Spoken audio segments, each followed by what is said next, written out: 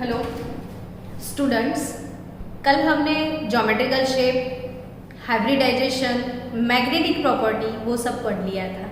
आज अगर questions exam में आते हैं तो उसको सॉल्व कैसे किया जाए वो समझते हैं।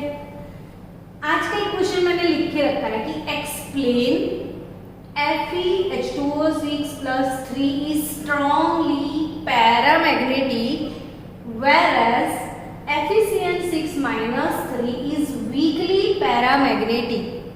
अब ऐसे क्वेश्चन को आप कैसे एक्सप्लेन करोगे?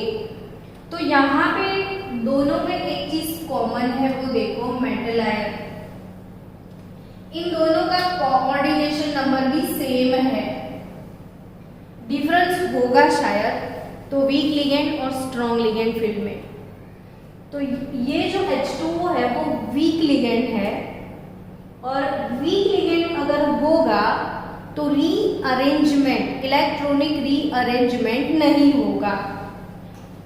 साइड नोट, स्ट्रॉन्ग लिगेंड है तो due to this strong ligand field Fe के जो 5d ऑर्बिटल्स है उनमें स्प्लिटिंग होगा और स्प्लिटिंग होने की वजह से इलेक्ट्रॉनिक रीअरेंजमेंट होगा।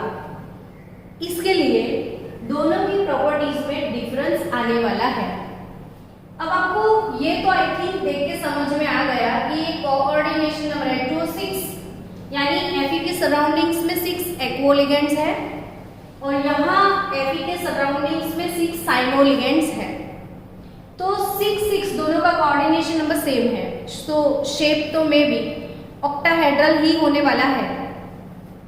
अब Fe एग्जाम में अगर यही क्वेश्चन सेम ऐसा पूछ लिया बोर्ड के पेपर में तो उसको आपको डिस्क्राइब कैसे करना है, उसका आंसर लिखना कैसे है वो समझना है।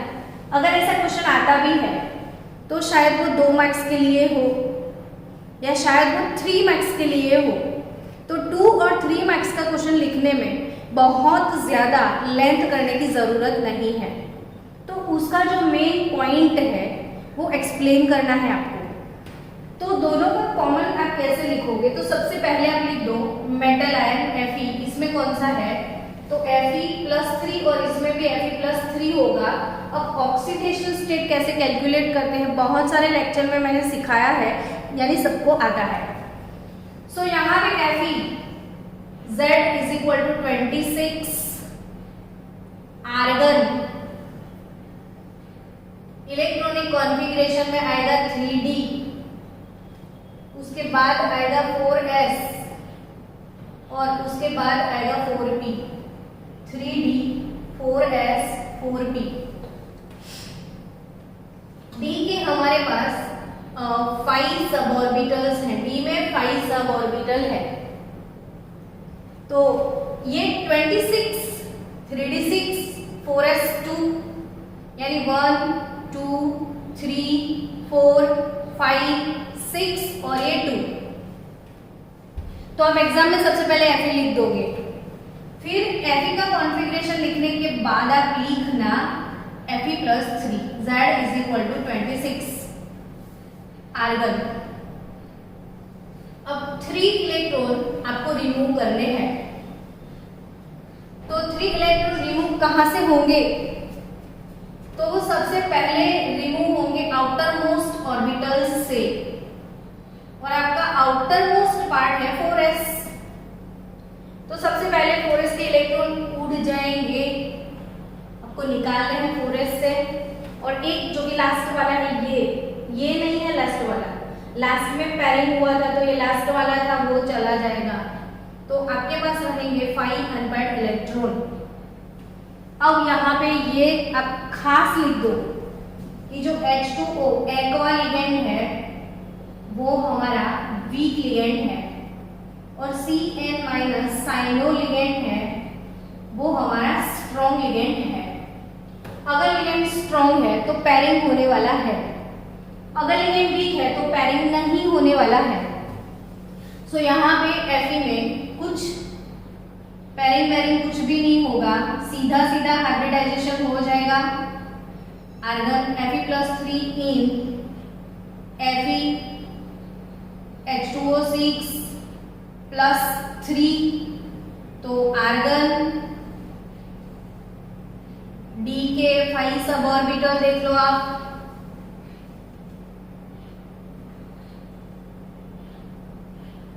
तो यहाँ पे D वैकेंट है ही नहीं, और D जब वैकेंट नहीं है तो हाइब्रिडाइजेशन आपका कौन सा होगा, तो sp, और हमको पीछे वाले D यूज करने हैं, तो यहाँ पे जो वैकेंट D है वो आपको यूटिलाइज करने पड़ेंगे। ये 4s, ये 4p, तो आपके वैकेंट होंगे 4d, और 4d के आप 2 यूज करोगे, तो यहाँ पे हाइब्रिडाइजेशन हो जाएगा sp3d2।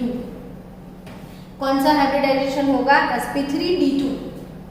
सो यहाँ पे जो वैकेंट ऑर्बिट है ये इलेक्ट्रॉन डोनेशन किया गया है किसकी तरफ से, तो एक्वा लिगेंड, जो कि ऑक्सीजन के ऊपर जो अनपेयर्ड इलेक्ट्रॉन है वो यहाँ पे गिफ्ट होने वाले हैं। ये वाले बॉन्ड जो है वो कोऑर्डिनेट कोवैलेंट बॉन्ड है। मैं बार बार हर एक लेक्चर में बोलती रहती हूँ, ये कोऑर्डिनेट कोवैलेंट बॉन्ड है, जो कि एक एटम की तरफ से 2-2 इलेक्ट्रॉन डोनेट होते हैं। अब ये हो गया FeH2O6। अब आप बनाओ Fe+3 इन FeCN6 -3, ये स्ट्रॉन्ग लिगेंड फिट है। सो यहाँ पे rearrangement of electron occur due to strong ligand, तो यहाँ पे due to strong ligand rearrangement होने वाला है। अब 5 इलेक्ट्रॉन है, समझो आप कि ऑक्टाहेड्रल फील्ड है, तो Eg ऊपर होगा ना, और T2G ऐसे लोअरिंग पोजीशन में चला जाएगा। 5 इलेक्ट्रॉन को आप कैसे अरेंज करोगे, तो 1 2 3। अब दोनों के बीच में काफी एनर्जी गैप है, तो इलेक्ट्रॉन हायर एनर्जी ऑर्बिट में मूव नहीं होंगे, लोअर में ही रहेंगे। तो ये 3 4 और 5 ऐसे रीअरेंजमेंट हो जाएगा, यानी ये तो इलेक्ट्रॉन यहाँ पे पेयरिंग में चले जाएंगे। तो यहाँ पे पेयरिंग होने वाला है, पक्के से आपको समझ में आया होगा। सो इन Fe आपको यहाँ पे पेयरिंग करना है, और पेयरिंग होने की वजह से 1 2 3 4 5 और ये D आपको फ्री मिल जाएगी। फिर हम S यूटिलाइज कर लेंगे, और फिर P वाले 3 यूटिलाइज कर लेंगे, तो आपको यहाँ पे हाइब्रिडाइजेशन मिल जाएगा D2sp3।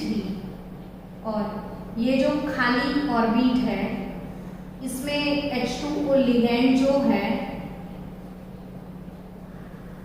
अपने इलेक्ट्रॉन पैर डोनेट कर देंगे। अब क्वेश्चन क्या था कि FeH2O6 इज स्ट्रॉन्गली पैरामैग्नेटिक। तो स्टूडेंट्स पैरामैग्नेटिज्म कब आता है, तो जब अनपेयर्ड इलेक्ट्रॉन्स होते हैं। अब अनपेयर्ड इलेक्ट्रॉन्स आपके पास बहुत ज्यादा होते हैं। आपको पता है कि each and every electron behaves like a small magnet. एक इलेक्ट्रॉन एक छोटा सा magnet, 2 electron 2 magnet, 3 electron 3 magnet, 4 electron 4 magnet, 5 electron 5 magnet, यानी मैग्नेटिज्म काफी इंक्रीज हो जाता है।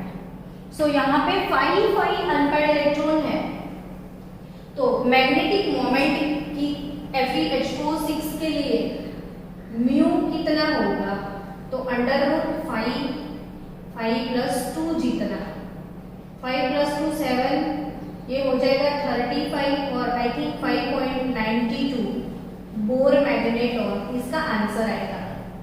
तो इसका जो है अनपेयर्ड इलेक्ट्रॉन बहुत ज्यादा है इसमें, तो इसका जो मैग्नेटिक मोमेंट है वो 5.92 बोर मैग्नेटॉन है, इसीलिए ये वाला जो है वो स्ट्रॉन्गली पैरामैग्नेटिक है।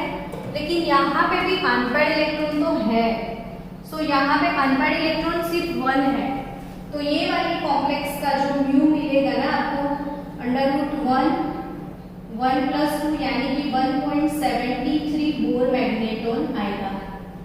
यहाँ पे 5 अनपेयर्ड इलेक्ट्रॉन है, तो इसका मैग्नेटिक मोमेंट जो है 5.92 बोर मैग्नेटॉन है, इसका 1.73 बोर मैग्नेटॉन है, इसलिए ये स्ट्रॉन्गली पैरामैग्नेटिक है और ये वीकली पैरामैग्नेटिक है। आप ऐसे एक्सप्लेन करोगे एग्जाम में, Fe लिखोगे, फिर आप Fe+3 लिख देना, फिर ये वाले कॉम्प्लेक्स का कॉन्फ़िगरेशन लिख दो और दूसरे वाले का लिख दो, दोनों का कॉन्फ़िगरेशन देखो, कितना मजे से आप कंपेयर कर सकते हो। अब इसी क्वेश्चन को ट्विस्ट भी दूसरी तरीके से भी आपको एग्जाम में आ सकता है। अब ये क्वेश्चन ट्विस्ट कैसे हो सकता है, तो यहाँ पे ट्विस्टिंग हो सकता है कि FeH2O6+3 is outer orbital complex और FeCN6-3 is inner orbital complex. Explain, तो ऐसा आपको एक्सप्लेन करना है तो भी सेम सिचुएशन में जाओगे, लेकिन यहाँ पे आप समझो कि यहाँ पे d ऑर्बिटल यूज हुए तो है, लेकिन वो बाहर वाले d है। देखो ये 4d हमने यूज किए, 4d, तो पीछे वाले d जब आप यूज करो तो वो आउटर ऑर्बिटल कॉम्प्लेक्स है। ये क्या है बच्चों, आउटर ऑर्बिटल कॉम्प्लेक्स, और इसमें आपने अंदर वाले d यूज किए, इनर d, तो ये है इनर ऑर्बिटल कॉम्प्लेक्स। तो inner orbital complex, outer orbital complex, तो ये दोनों का ये डिफरेंस भी आपको पूछ सकते हैं, तीसरा क्वेश्चन भी आ सकता है। इसमें तीसरा क्वेश्चन क्या रहेगा, तो यहाँ पे आप देखो जो वीक लिगेंड है, अगर ये वीक लिगेंड है तो यहाँ पे 1 2 3 4 5 अनपेयर्ड इलेक्ट्रॉन है, और अगर 5 अनपेयर्ड इलेक्ट्रॉन है तो इसका स्पिन हाफ हाफ हाफ यानी 5/2 हो जाएगा।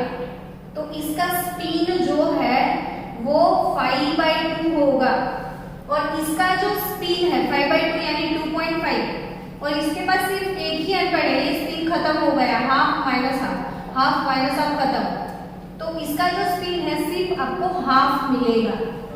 यानी कि ये वाला जो कॉम्प्लेक्स है वो हाई स्पिन कॉम्प्लेक्स है, ये वाला कॉम्प्लेक्स हाई स्पिन कॉम्प्लेक्स है, और ये वाला जो कॉम्प्लेक्स है वो लो स्पिन कॉम्प्लेक्स है। तो ये वाला कॉम्प्लेक्स हाई स्पिन कॉम्प्लेक्स, और ये वाला जो कॉम्प्लेक्स है वो है लो स्पिन कॉम्प्लेक्स। तो यहाँ से एक तीसरा क्वेश्चन भी बन सकता है, यानी कि ये स्ट्रॉन्गली पैरामैग्नेटिक, ये वीकली पैरामैग्नेटिक, फिर ये आउटर ऑर्बिटल कॉम्प्लेक्स, ये इनर ऑर्बिटल कॉम्प्लेक्स, फिर ये हाई स्पिन कॉम्प्लेक्स और ये लो स्पिन कॉम्प्लेक्स। ऐसे ही क्वेश्चन को सॉल्व करना है। ओके, नेक्स्ट कंपाउंड है अपना, explain CONa3 is inner orbital complex whereas Na3 is an outer orbital complex। तो यहाँ पे कोबाल्ट जो है उसका ऑक्सीडेशन स्टेट +3 होगा, यानी आप कोबाल्ट का कॉन्फ़िगरेशन लिख दो, नंबर पता है ना कोबाल्ट का 27 नंबर है, तो कोबाल्ट का कॉन्फ़िगरेशन क्या होगा, तो cobalt Z = 27 argon 3d7 27 3d7 4s2 matching होता है यहाँ पे, ताकि आपको अच्छे से याद हो जाए 27 3d7, और निकल जो है वो है 28, तो configuration 3d8 4s2 28 3d8 27 3d7। अब करना क्या है इसमें, तो कोबाल्ट +3 और यहाँ पे निकल का +2 लेना है आपको, तो +3 यानी 4s के 2 चले जाएंगे और यहाँ से 1, तो configuration will be 3d6 4s1 4s0 sorry. तो यहाँ पे d के जो सब ऑर्बिटल है 6 1 2 1 2 3 4 और 5 और 3d6 हो जाएंगे। अब 3d6 यानी 1 2 3 4 5, और ये 6 4s और p 4p 4s उसके साथ ये 4p। अब स्टूडेंट्स यहाँ पे अमोनिया कैसा लिगेंड फील्ड है वो सोचो। तो अमोनिया स्ट्रॉन्ग लिगेंड फील्ड है, यानी कि पेयरिंग होने वाला है। सो अमोनिया अगर स्ट्रॉन्ग लिगेंड फील्ड है तो आपको वो स्प्लिटिंग बनाना पड़ेगा Eg और T2G। 6 इलेक्ट्रॉन को अरेंज करना है तो 1 2 3 4 5 6 हो गया, 2 वैकेंट आपको मिल जाएंगे। तो कोबाल्ट प्लस 3 के अंदर रीअरेंजमेंट कर दो अब आप, तो ये दोनों यहाँ पे शिफ्ट हो जाएंगे, तो ये वैकेंट हो जाएगा और आपका हाइब्रिडाइजेशन हो जाएगा यहाँ पे D2sp3। So cobalt in cobalt NF36 plus 3, so hybridization here D2sp3 with no unpaired electron, तो ये डायमैग्नेटिक है और यहाँ पे अंदर वाला D यूज किया गया है, 3D ऑर्बिटल यूज हुए हैं। अभी अभी सिखाया था कि 3D यूज होते हैं तो वो इनर ऑर्बिटल कॉम्प्लेक्स इसको बोलते हैं। तो लिख देना फिर लास्ट में कि यहाँ पे inner orbital 3D orbitals are used, so it is called inner orbital complex. Now Ni-Na36 की बात की जाए निकल की, तो निकल का नंबर है 28। निकल का नंबर कौन सा है बच्चों 28, और जो कि उसका ऑक्सीडेशन स्टेट यहाँ पे +2, तो सिर्फ 4s के 2 इलेक्ट्रॉन जाने वाले हैं। सो यहाँ पे निकल Z = 28 निकल +2, तो आपके पास होगा D3D8 होगा, फिर 4s होगा और फिर 4p हो जाएगा। तो ये 4s 4p और D में 8, यानी 1 2 3 4 5 6 7 8।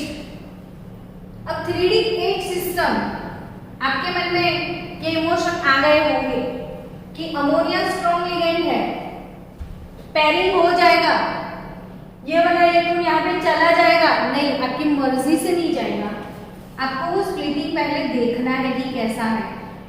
तो ये हो गया अपना Eg ऑर्बिटल और यहाँ पे है T2G ऑर्बिटल। अब 8 इलेक्ट्रॉन कैसे आपको अकोमोडेट करें, 1 2 3 4 5 6। अब हुंस रूल अप्लाई होगा, ये दोनों डीजनरेट है तो इलेक्ट्रॉन अपनी स्पिन को मैक्सिमम रखेगा। हुंस रूल को मैक्सिमम स्पिन मल्टीप्लिसिटी, यहाँ पे स्पिन को मैक्सिमम करना है, पेयरिंग नहीं होगा। सो ये वाले डी आपको काम में नहीं आने वाले, भले ही वो स्ट्रॉन्ग लिगेंड है, स्प्लिटिंग होगा लेकिन इलेक्ट्रॉन अरेंजमेंट यही का यही रहेगा। सो आपका हाइब्रिडाइजेशन कौन सा होगा, तो sp3 और यहाँ पे आपको यूज करना पड़ेगा बाहर वाला डी जो कि आपका होगा 4d, और यहाँ पे हाइब्रिडाइजेशन होने वाला है sp3d2। सो यहाँ पे आपको कौन से ऑर्बिट यूज करने हैं, आउटर डी ऑर्बिट यूज करने हैं, 4d यूज करने हैं, इसीलिए इसको हम बोलेंगे sp3d2, इसीलिए इसको हम बोलेंगे आउटर ऑर्बिटल कॉम्प्लेक्स। ये कौन सा कॉम्प्लेक्स है, आउटर ऑर्बिटल, और ये कौन सा कॉम्प्लेक्स है, इनर ऑर्बिटल कॉम्प्लेक्स। अब सबसे बेस्ट एग्जांपल जिसको हम सॉल्व करेंगे, आपको भी ट्राई करना है, MnO4 माइनस ये वाला कॉम्प्लेक्स आपको ट्राई करना है, MnO4 माइनस। तो MnO4 माइनस यानी T for tetra, O for oxo, tetra oxo manganate, manganate 7 ion, इसका IUPAC नाम ऑक्सीडेशन स्टेट इसका यहाँ पे 7 है और ये माइनस है, इसलिए आयन लिखा है। तो टेट्रा ऑक्सो मैंगनीज आयन का आपको hybridization, geometrical shape, magnetic moment वगैरह वगैरह वगैरह कैलकुलेट करता है। चलो जल्दी से फास्ट। मैंगनीज का नंबर कौन सा है?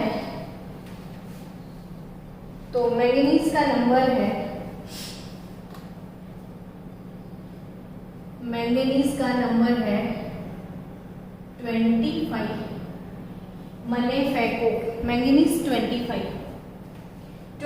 यानी कि 3d5 होगा। 3d5 1 2 3 4 5 3d5 1 2 3 4 5। 3d के बाद इसमें आता है 4s जिसमें कि 2 होंगे, लेकिन यहाँ पे मैंगनीज का ऑक्सीडेशन स्टेट निकाल दो। तो मैंगनीज के लिए x सपोज कर लो, 4 इंटू ब्रैकेट ऑक्साइड का चार्ज रहता है नेगेटिव -2 और ओवरऑल चार्ज -1, तो x -8 is -1, so x is equal to +7 here. So MnO4 minus में मैंगनीज का ऑक्सीडेशन स्टेट है मैंगनीज +7। ये बहुत ही मस्त एक्स्ट्रा ऑर्डिनरी हमारा कॉम्प्लेक्स है जो कि आपको याद रखना है। सीधे सीधे याद नहीं रखोगे तो भूल जाओगे। ये तो अब होने वाला क्या है, यहाँ पे सब कुछ खाली है। मैंगनीज +7 सब कुछ खाली, कुछ भी नहीं है, सारे इलेक्ट्रॉन चले गए क्योंकि इसका ऑक्सीडेशन स्टेट +7 है। अब क्या करोगे? तो यहाँ पे कैसे पता चला कि मैंगनीज में कौन सा हाइब्रिडाइजेशन करना है? तो उसकी मैग्नेटिक मोमेंट से पता चलता है। बहुत सारे ऐसे मेथड्स हैं जिन मेथड की वजह से हम कॉम्प्लेक्सेस के मैग्नेटिक मोमेंट कैलकुलेट कर सकते हैं। अगर किसी कॉम्प्लेक्स का मैग्नेटिक मोमेंट 5.92 आया तो आपको ये चीज समझ में आ जाएगा कि उसमें 5 अनपेड इलेक्ट्रॉन होंगे। अगर किसी कॉम्प्लेक्स का मैग्नेटिक मोमेंट 4.90 बोर मैग्नेटॉन आता है तो आपको ये समझ में आता है कि उसके पास 4 अनपेड इलेक्ट्रॉन होंगे, ताकि वो 4 अनपेड इलेक्ट्रॉन वाला आप हाइब्रिडाइजेशन कर पाओ।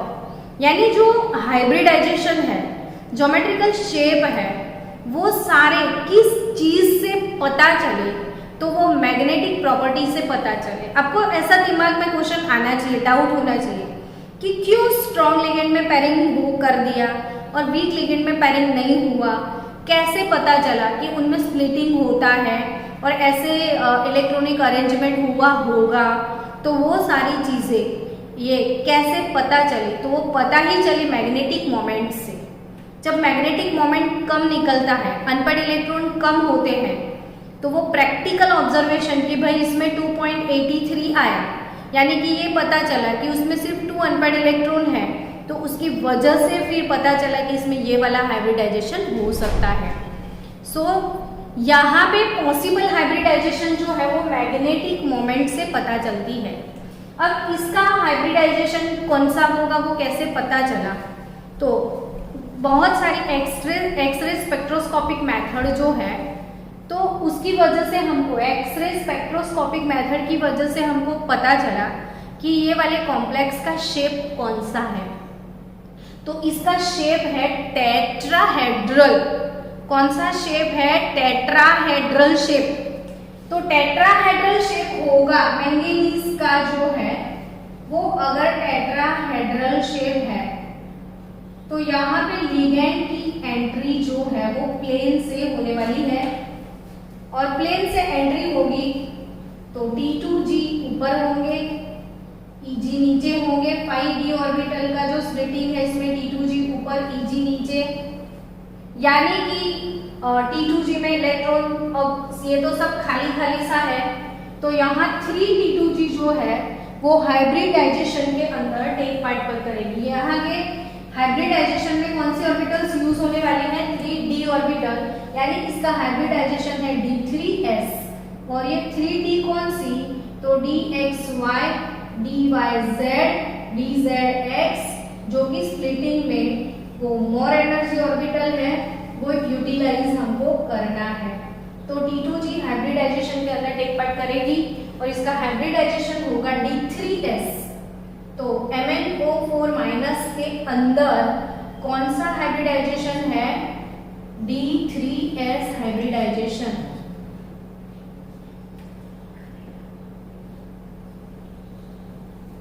तो ये हाइब्रिडाइजेशन हो गया D3S। अब D3S हाइब्रिडाइजेशन में ऑक्सो लिगेंड के इलेक्ट्रॉन्स आने वाले हैं। MnO4- D3S hybridisation. तो यहाँ पे D के 3 सब ऑर्बिटल्स हैं, sorry D3 DXY DYZ DZX, इसमें हाइब्रिडाइजेशन में यूटिलाइज हुए हैं ये वाले 3D ऑर्बिटल्स, और इसमें वीक ऑक्सो लिगेंड के इलेक्ट्रॉन आ चुके हैं। अब एक बहुत ही इंटरेस्टिंग बात मुझे यहाँ पे एक्स्ट्रा आपको बतानी है कि दुनिया में जो भी कंपाउंड कलरफुल है तो वो कलरफुल क्यों होते हैं? तो कंपाउंड के अंदर कलर आने की वजह जो है, कलर आने की वजह अनपेयर्ड इलेक्ट्रॉन। जैसे मैग्नेटिज्म किसकी वजह से आते हैं? तो अनपेयर्ड इलेक्ट्रॉन की वजह से। वैसे ही कलर्स किसकी वजह से आते हैं? अनपेयर्ड इलेक्ट्रॉन की वजह से। अब कलर क्यों आए? तो आप समझ सकते हो कि ये लोअर एनर्जी ऑर्बिट है, ये हायर एनर्जी ऑर्बिट है, ये लोअर एनर्जी d ऑर्बिटल, ये हायर एनर्जी d ऑर्बिटल। अब यहाँ पे वीक ऑक्सो लिगेंड जो है, यहाँ पे तो आपको ये दिमाग में मतलब किसी को भी डाउट हो सकता है। अभी अभी आपने बोला कि कलर आने की वजह अनपेयर्ड इलेक्ट्रॉन। अब यहाँ पे देखो, एक भी अनपेयर्ड इलेक्ट्रॉन नहीं है, और एक भी अनपेयर्ड इलेक्ट्रॉन नहीं होते हुए भी इसका तो कलर बहुत ही एक्स्ट्राऑर्डिनरी पिंक कलर है, बहुत डार्क और बहुत अच्छा सा पिंक कलर है, और एक भी अनपेयर्ड इलेक्ट्रॉन नहीं है तो फिर कहाँ से कलर आया इसमें? जिसमें अनपेयर्ड इलेक्ट्रॉन होते हैं वो कलरफुल होते हैं, अनपेयर्ड इलेक्ट्रॉन नहीं होते हैं वो कलरफुल नहीं होते हैं। इसमें अनपेयर्ड इलेक्ट्रॉन नहीं है तो भी कलरफुल है, तो वो क्यों? तो वो इसलिए कि जो वीक ऑक्सो लिगेंड, यहाँ पे इसके खुद के इलेक्ट्रॉन नहीं थे, लेकिन ऑक्सीजन के जो इलेक्ट्रॉन आए वो लोअर एनर्जी d ऑर्बिटल से जंप मार के हायर एनर्जी d ऑर्बिटल में जाएंगे। वो लोअर एनर्जी d ऑर्बिटल्स में जंप करके यहाँ से इलेक्ट्रॉन कहाँ जा सकता है? हायर d ऑर्बिटल में। इसको dd ट्रांजिशन बोलते हैं, dd ट्रांजिशन, यानी कि लोअर एनर्जी वाला d ऑर्बिटल जो होता है उसमें से इलेक्ट्रॉन एनर्जी को एब्जॉर्ब करके हायर एनर्जी वाले d ऑर्बिटल में जाते हैं। अब फिर से आपके दिमाग में क्वेश्चन आएगा कि इसको जंप करने का और कलर से क्या लेना देना? तो बच्चों, इलेक्ट्रॉन को जब जंप करना होता है तो एनर्जी की रिक्वायरमेंट होती है। वो एनर्जी वो कहाँ से लाते हैं? तो जैसे इसके ऊपर व्हाइट लाइट अप्लाई होगा, व्हाइट कलर का लाइट का रे, और आपको पता है कि लाइट के रेडिएशन में फोटॉन्स होते हैं, लाइट के रेडिएशन में फोटॉन्स होते हैं, और फोटॉन्स के पास एनर्जी होता है, तो वो फोटॉन्स इलेक्ट्रॉन एब्जॉर्ब करता है। लाइट, व्हाइट कलर का जो लाइट है उसमें से थोड़ा बहुत एनर्जी इलेक्ट्रॉन एब्जॉर्ब करके जंप मारता है। अब आपको पता है कि कोई सब्सटेंस जो है उस पे लाइट इंसिडेंट होता है, तो लाइट के अंदर 7 कलर है। अब जो कलर एब्जॉर्ब हो जाएगा वो आपको नहीं दिखेगा, जो रिफ्लेक्ट होगा वो आपको दिखेगा। शायद सारे कलर एब्जॉर्ब हो गए और ग्रीन कलर रिफ्लेक्ट हुआ तो वो सब्सटेंस आपको ग्रीन दिखेगा, यानी कि जो एब्जॉर्ब होता है वो कलर आपको नहीं दिखता है, जो नहीं एब्जॉर्ब हुआ, जो रिफ्लेक्ट हुआ वो कलर आपको दिखता है। तो यहाँ पे जब इसके पास व्हाइट लाइट अप्लाई होता है उसमें से थोड़ा बहुत एनर्जी जो है वो इलेक्ट्रॉन एब्जॉर्ब करता है। इलेक्ट्रॉन एनर्जी एब्जॉर्ब करने के बाद लोअर एनर्जी ऑर्बिटल से वो हायर एनर्जी ऑर्बिटल में जंप करता है, और यहाँ पे एनर्जी एब्सॉर्प्शन की वजह से जो कलर एब्जॉर्ब हो गए, जो नहीं एब्जॉर्ब हुए वो रिफ्लेक्ट हुए, और उसकी वजह से ये कंपाउंड को कलर मिलता है।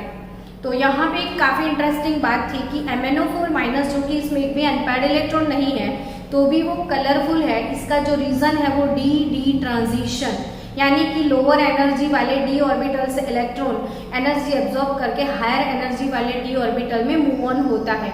और यहाँ पे तो इसके पास खुद के इलेक्ट्रॉन भी नहीं है, लेकिन जो वीक ऑक्सो लिगेंड है उसके जो इलेक्ट्रॉन है वो Mn के पास है, जो कि लोअर एनर्जी से हायर एनर्जी में मूव होते हैं, यानी dd ट्रांजिशन करते हैं और उसकी वजह से इसके अंदर कलर्स आते हैं और इसकी वजह से MnO4 कलरफुल है। तो फिर से लास्ट में एक बार रिवाइज कर लो कि ये MnO4 एक एक्स्ट्रा ऑर्डिनरी हाइब्रिडाइजेशन है D3S, उसका शेप है टेट्राहेड्रल, D3S हाइब्रिडाइजेशन के साथ टेट्राहेड्रल शेप। D3 में कौन सी D यूज होती है?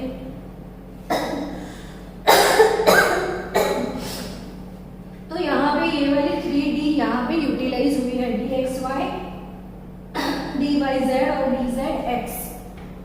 तो ये हो गया इसका हाइब्रिडाइजेशन और इसमें एक भी अनपेयर्ड इलेक्ट्रॉन नहीं है, लेकिन फिर भी वीक ऑक्सो लिगेंड के जो इलेक्ट्रॉन है उसका dd ट्रांजिशन होने की वजह से ये कंपाउंड कलरफुल है। तो मिलते हैं नेक्स्ट लेक्चर में।